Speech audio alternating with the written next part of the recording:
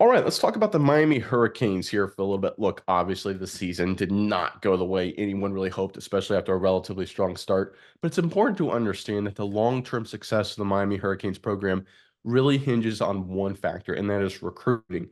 If Miami can successfully recruit top talent, they win. When they've been able to do that historically, they've been one of the greatest teams in college football history. When they struggle recruiting, they're quite terrible. That's the way it is in Miami. That's the way it is, frankly, everywhere. And it looks like Miami is doing one heck of a job in the recruiting department.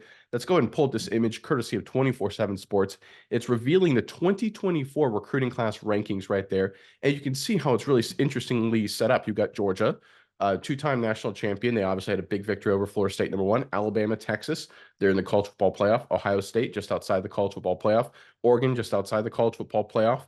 And then you see right there in between them, the University of Miami, number four, the fourth best recruiting class right now in the 2024 game.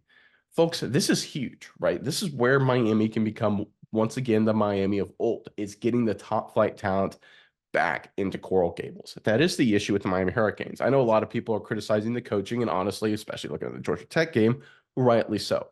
But the reality is Miami wins because they have better talent than other people, especially considering where they are in the country. It is a phenomenal geographic area for recruiting, and Miami should dominate that. And when they have dominated that area, they win a lot of football games. The fact that it's starting to look like they are going back to winning on the recruiting game, I think is a great sign for Miami long term. I think the important thing to understand is when you're talking about rebuilding the Miami Hurricanes program is that it's not going to take one season or two or three. It's going to take a bunch of these recruiting classes. That's how Saban turned around in Alabama, and we see what he's done with the Crimson Tide since. I don't know if Miami will be as good as the Alabama Crimson Tide. It'll be tough to replicate that. But right now it looks like they're on a good trajectory, and I think that's important to recognize for this Miami Hurricanes program. Miles, I'm curious what your thoughts are on Miami right now. But first, Hurricanes fans, let me know what your think of this recruiting class so far right now. Now you know who's coming into Miami at least through the first signing day. Give us the one player in the comment section below that you're really excited to see join the Miami Hurricanes program and play for Miami next season. But Miles, give me your thoughts on this Miami Hurricanes program right now and the trajectory they're heading in.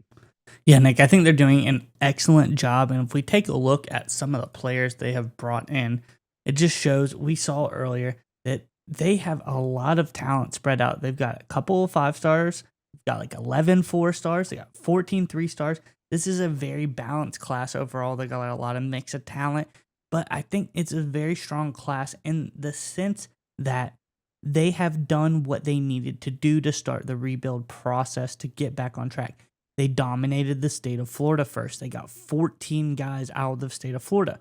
Then what did they do? We saw that list. Georgia, Alabama near the top. They went to Alabama. They got 2 guys from Alabama. They got 2 guys from Georgia. Got 2 guys out of Louisiana. They've gone all over the country and got a lot of really great top tier talent. Actually, their best player, their highest rated 5 star, you see Justin Scott from Chicago, Illinois. So they're able to pull some of the best talent around the country, but also dominate their local area as well. And we always talk about this. This is what they have to do to kind of keep things in the right direction for Miami. Because if you can't pull the best talent in your area, you're not going to be very successful. That's the easiest way to get talent in. And then you start spreading out in the East Coast and then across the country as well. And it seems as if Miami has done that and they're on the right track. And like you said, this is early on in the process. This is not a finalized 2024 class. We could see a lot more big commitments in this class as well. But I think, like you said, Miami is on the right track, and we see that they have a good base program ideals as far as dominating the state of Florida, dominating the East Coast, and then moving out into the other parts of the country. So I think they're Mario Cristobal and co. Great job so far. And it's important to understand, right, that like I said before, these things take time. Their 2023 class was very good as well. They were top 10 according to 24/7 Sports. And I want to focus on something you said too, Miles, when you talk about how winning locally in the recruiting game is easier. Obviously, you know the ins and outs of the programs around you, and obviously Miami does.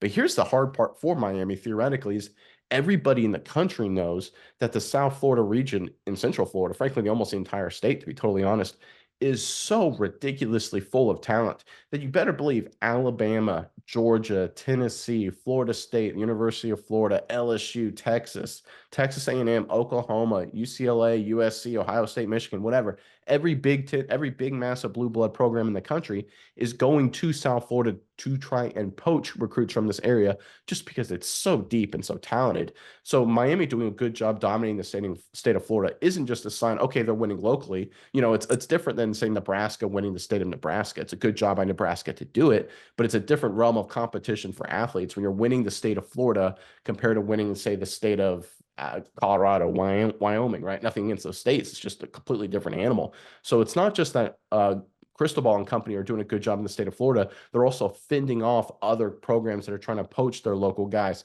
So a lot of credit to them. And they're also going to places like Chicago and taking big time recruits there as well. So again, it's going to take some time. It's going to take probably another year or two, to be totally honest. The 2023 class, well, it was a good class. We'll see how it develops over the next 2 seasons. 2024 is looking strong as well.